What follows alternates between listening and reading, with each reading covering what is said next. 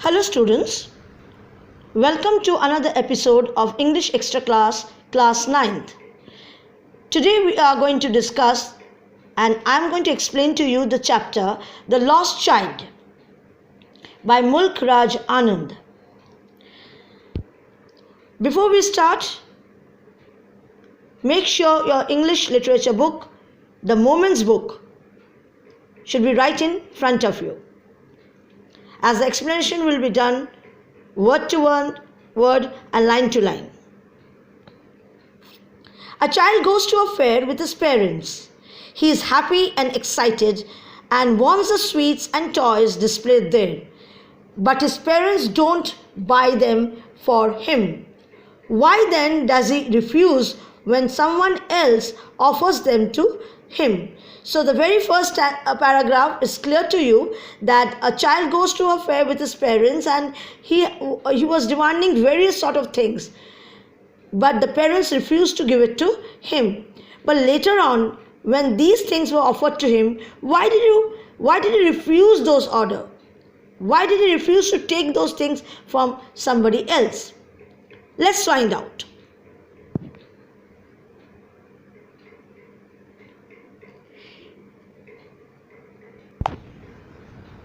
It was a festival of spring.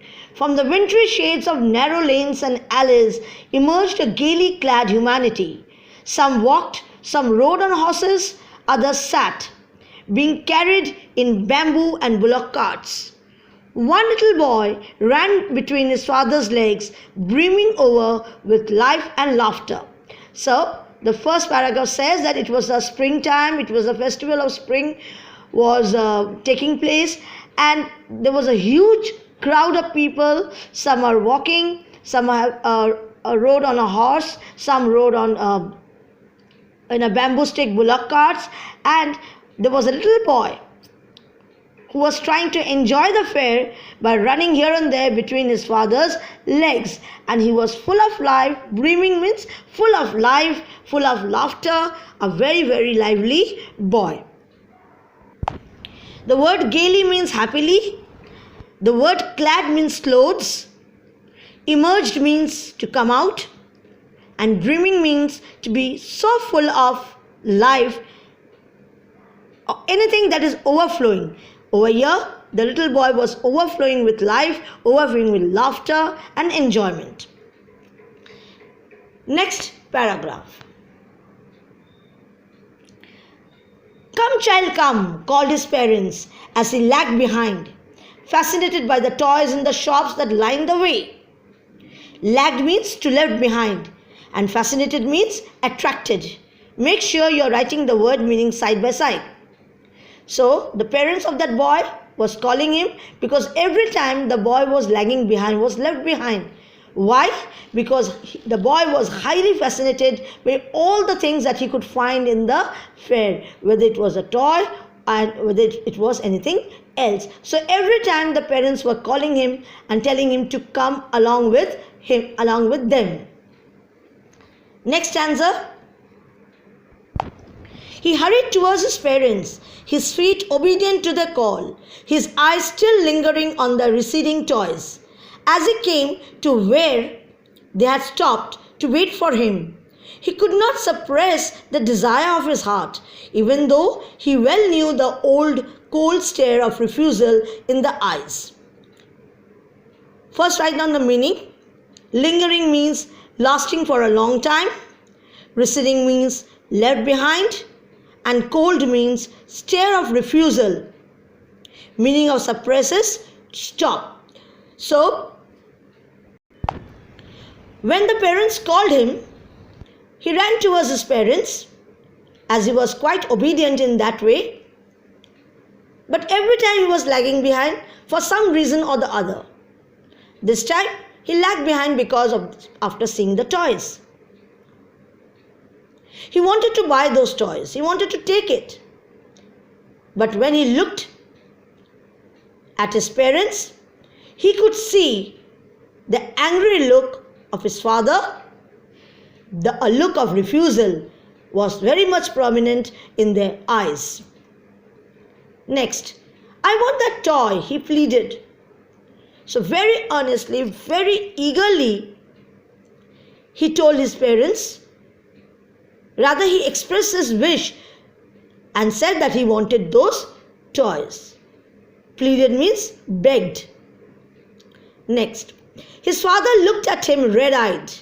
Red-eyed means to look at somebody very angrily.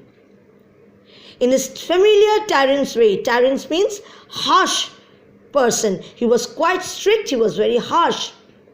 His mother, melted by the free spirit of the day, was tender and giving him her finger to hold and said, "Look, child, what is before you?"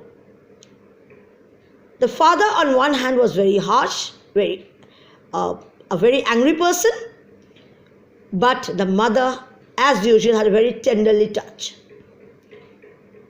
Just to make her child feel good, she said, rather she distracted his look towards the wide field in front of the child and said, "Look what is before you." He wanted to divert his attention from the father's look to somebody or something else. It was a flowering mustard field, pale like melting gold, as it swept across miles and miles of evil land. Melted over means the mother had a tender and a loving look. Pale means dull.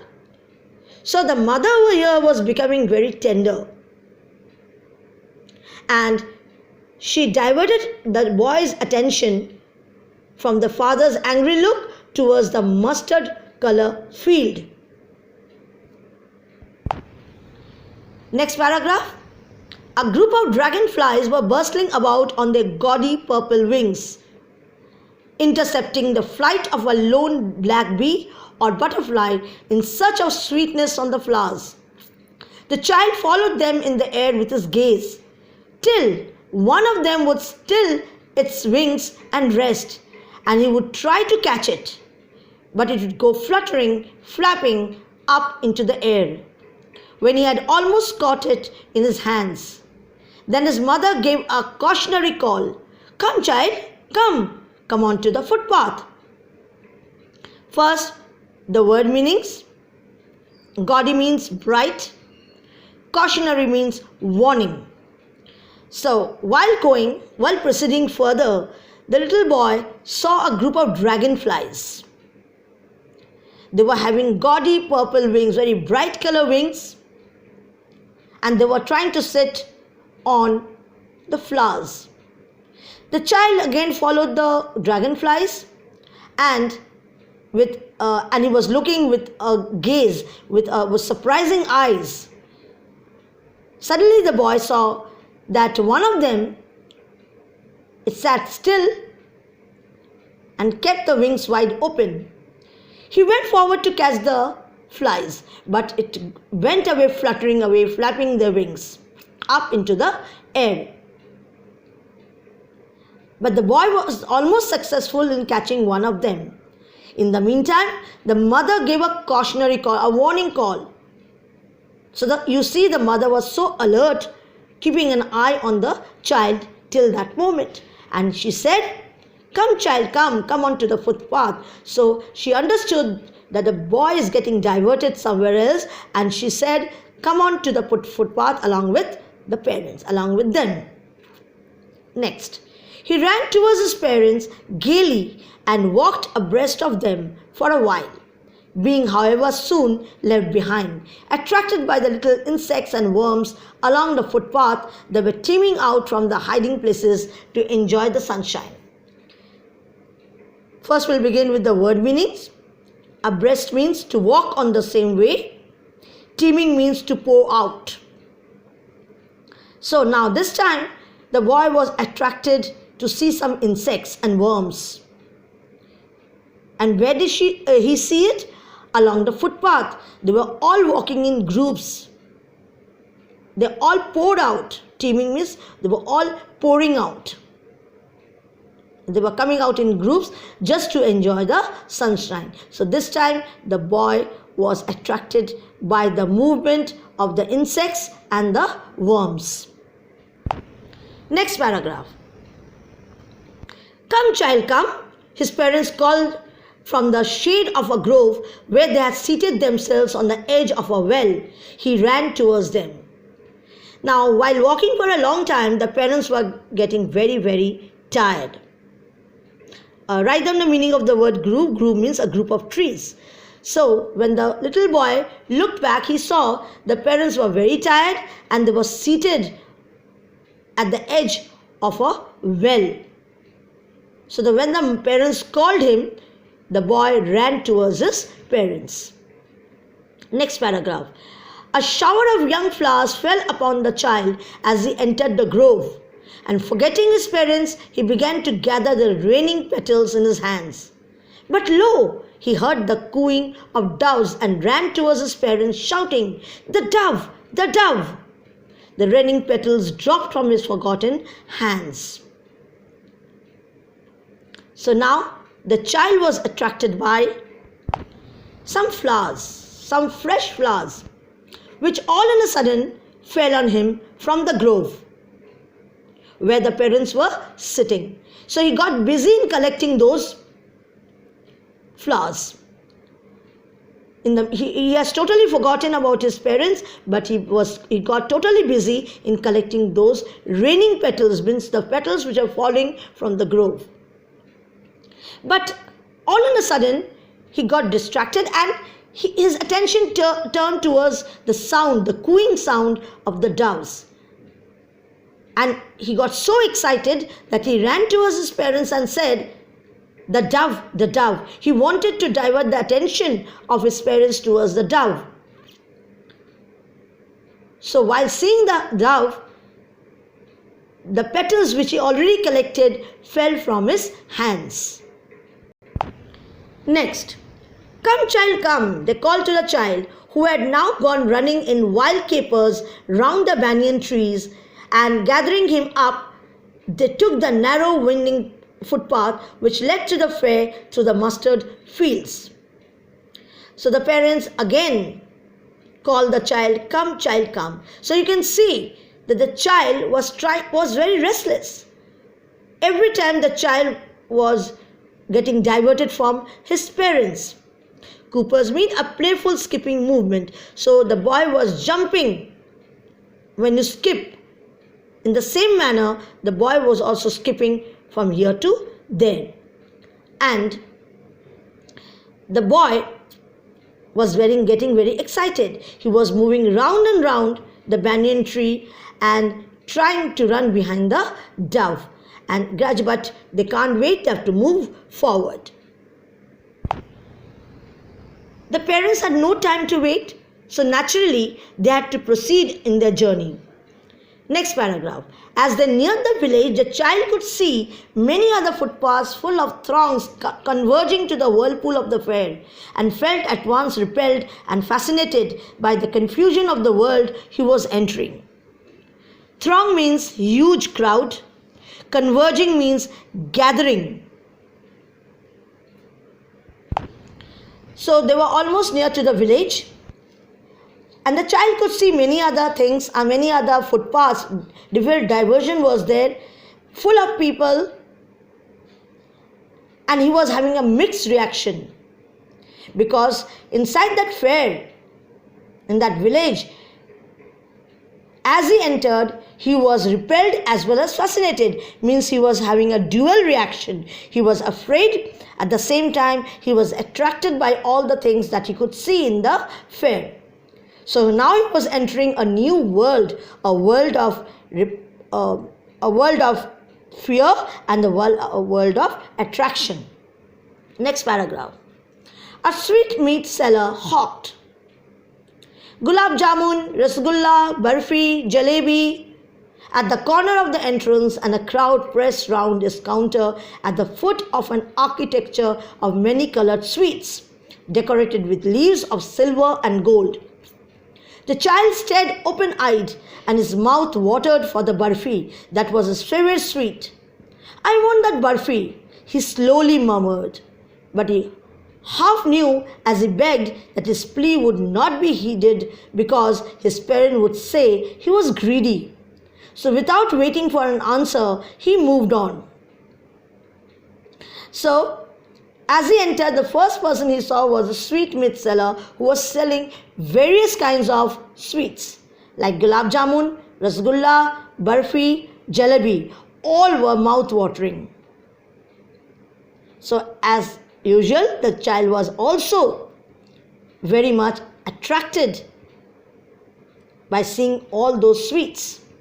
And you can see the word architecture, many colored sweets, means that sweets were having different shapes and different designs. The child looked at the sweet and very slowly murmured, very softly, he said, "I want that barfi."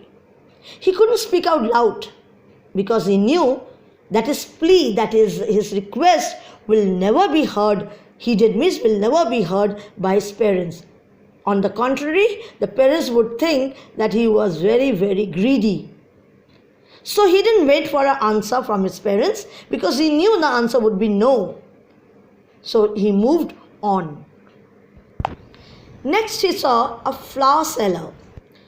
A flower seller hawked a garland of gulmohar, a garland of gulmohar. The child seemed irresistibly drawn.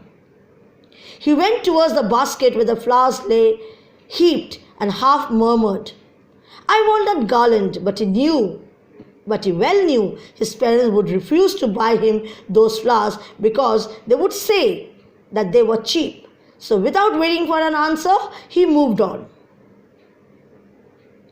Now the child was fascinated by different things and he wanted different things. And now he says he sees a flower seller who was selling a garland of gulmohar. It's a kind of yellow color flower, or orange. You can say it's orange also, colored flower.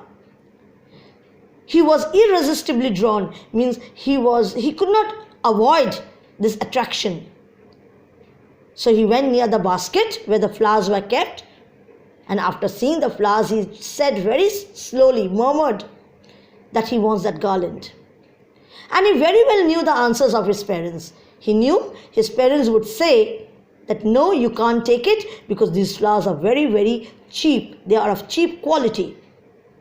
So again, without waiting for an answer, he moved on with his parents. Next, a man stood holding a pole with yellow, red, green and purple balloons flying from it. The child was simply carried away by the rainbow glory of their silken colors, and he was filled with an overwhelming desire to possess them all. But he well knew his parents would never buy him the balloons because they would say it was too old to play with such toys. So he walked on farther. Now, the next he saw in the fair was a balloon seller who was selling different color balloons of yellow, red, green, purples. They were fluttering in the air, they were flying in the air. As usual, the child was very much attracted by his, and he was filled with overwhelming desire. Overwhelming means a very strong desire. He wanted to get one of those balloons. Again he said, "I want those balloons."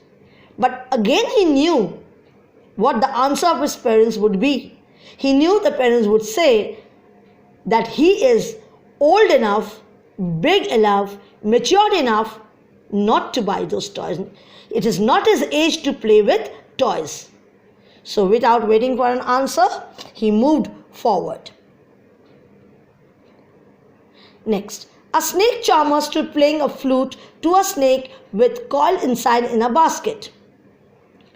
Its head raised in a graceful bend like the neck of a swan, while the music stole into his invisible ears like the gentle rippling of an invisible waterfall. The child went towards the snake charmer, but knowing his parents had forbidden him to hear such coarse music as the snake charmer played, he proceeded further. So the next person he came across was a snake charmer who had a coiled snake inside his basket. Once he was opening the basket, the snake raised his head and the neck was as thin as the neck of a swan. He couldn't wait because specifically the parents told him not to hear such coarse music, not to hear such harsh music. So again he proceeded further. Next, there was a roundabout in full swing. Men, women, and children, carried away in a whirling motion, shrieked and cried with dizzy laughter. The child watched them intently, and then he made a bold request.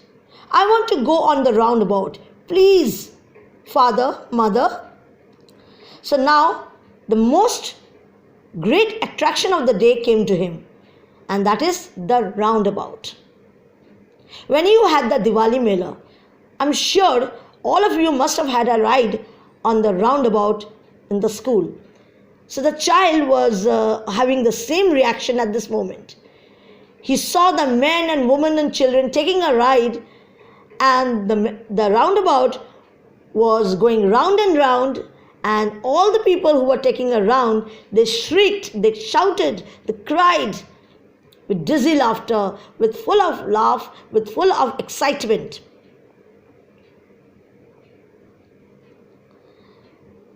But the child this time, quite loudly, in a bold manner, made this request that he wants to take a ride on this roundabout. And he pleaded to his father and to his mother. There was no reply. He turned to look at his parents. They were not there ahead of him. He turned to look on either side. They were not there. He looked behind. There was no sign of them. So when the boy turned back to make the request to his parents to take a ride on the roundabout, surprisingly he could not get any answer. So when he turned at the back, he could not see his parents. They were not there. They have disappeared altogether. He looked here, he looked there, but he could not find them anywhere. There were no sign of him. He could not find them at all.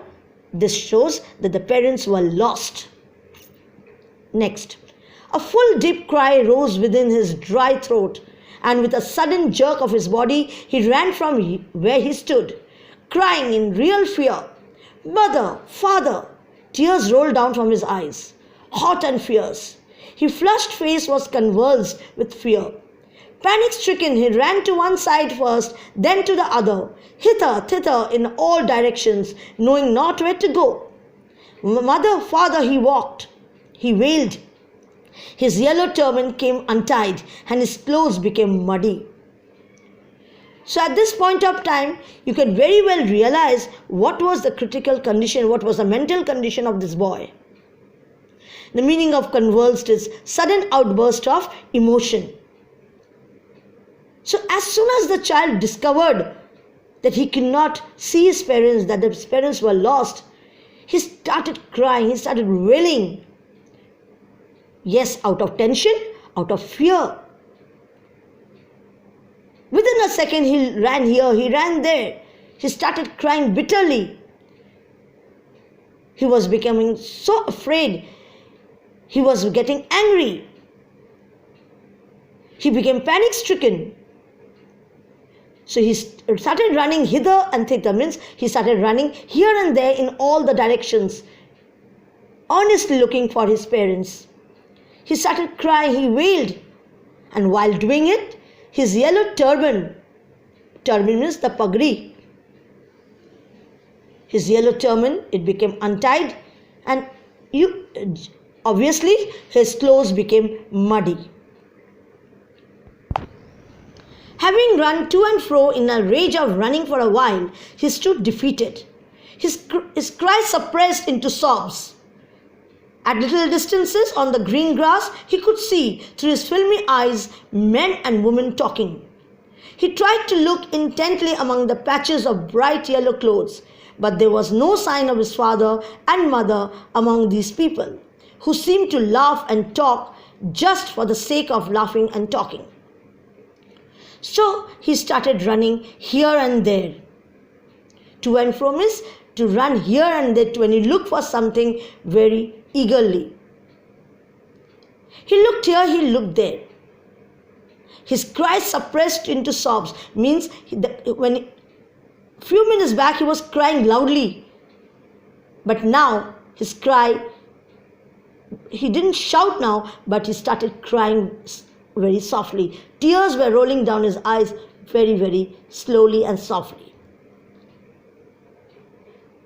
He looked at the people to see whether he could see his parents among them.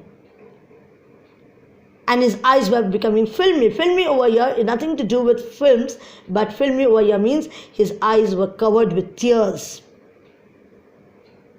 So, he looked intently, deeply among those bright dresses, among those many people.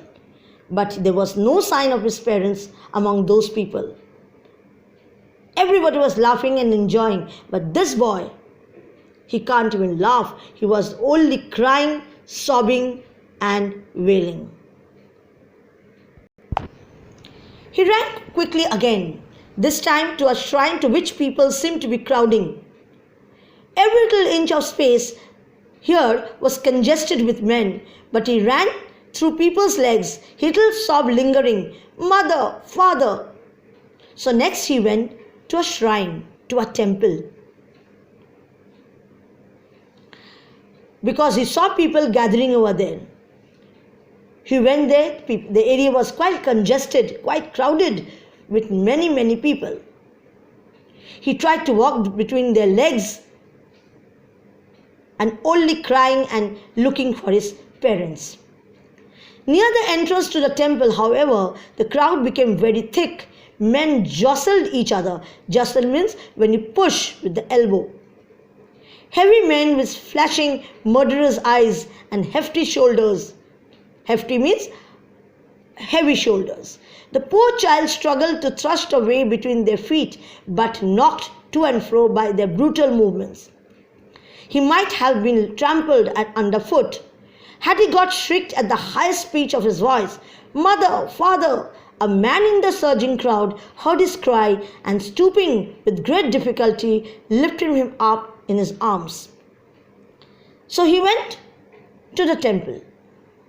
There were people with huge shoulders, and he was just a baby in front of them. He tried to move between those legs, between those heavy shoulders and heavy legs, but he was nothing in front of them because they were pushing brutally, horribly.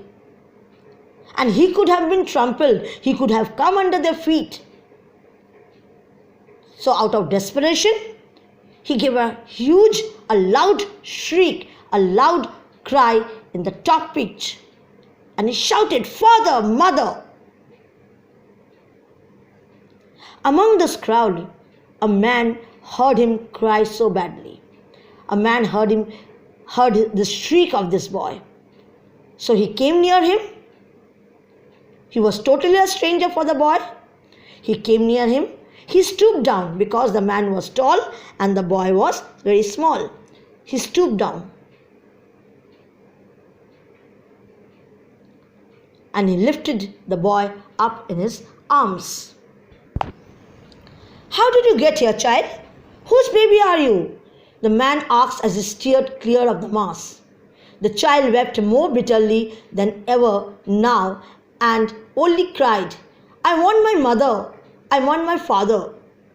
So the man was very kind and he came towards the boy and said and tried to inquire how did he get there in that huge crowd and whose baby was he.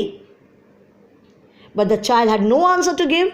The child was only crying bitterly, and only thing that the child was saying is, "I want my mother and I want my father."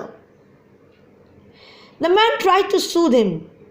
Soothe means pacify him, by taking him to the roundabout. "Will you have a ride on the horse?" he gently asked as he approached the ring. The child's throat tore into 1,000 shrill sobs and he only shouted, "I want my father, I want my mother." So the man was kind enough to go near him. He wanted to pacify him. He wanted to give him something so that he doesn't cry any further. And he said, and he asked the boy, "Would you like to have a ride?" But the child has nothing to do he had only two things to do. Number one, to cry, to sob, and number two, to ask for his parents. He was only saying, I want my mother, I want my father. The man headed towards the place with the snake charmer still playing on the flute to the swaying cobra. Listen to that nice music, child, he pleaded. But the child shut his ears with his fingers and shouted his double-pitched strain, I want my mother, I want my father. Okay. Next, now the stranger, I would call him a stranger only. So the stranger took the boy to the snake charmer and said, listen to this nice music, child. But the child didn't want to listen to the music. He took his fingers and put it in his ears, and in a double-pitched strain, double-pitched means with a lot of force, he said, I want my mother, I want my father. The man took him near the balloons, thinking the bright colors of the balloons would distract the child's attention and quieten him. Would you like a rainbow-colored balloon? He persuasively asked. The child turned his eyes from the flying balloons and just sobbed, I want my mother, I want my father. So persuasively means eagerly. So now the stranger took the boy to the balloons. He thought that the child must stop his crying after seeing the colorful balloons. But again, he was unsuccessful in making the child quiet. He only found that the child was only asking for his father and for his mother, because he was not attracted by these things anymore.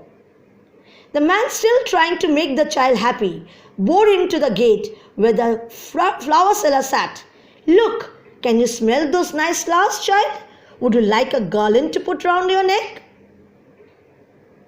So now the child the stranger tried to divert his attention towards the flower seller and said, would you like to take one of those flowers? Would you like that garland to put around your neck, to keep it around your neck?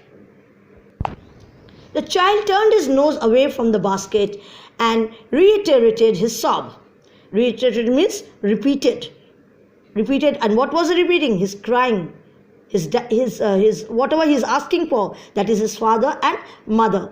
I want my mother, I want my father. As I told you earlier, there were two things that the boy was doing. Number one, he was continuously crying, sobbing, and number two, he was asking for his mother and for his father.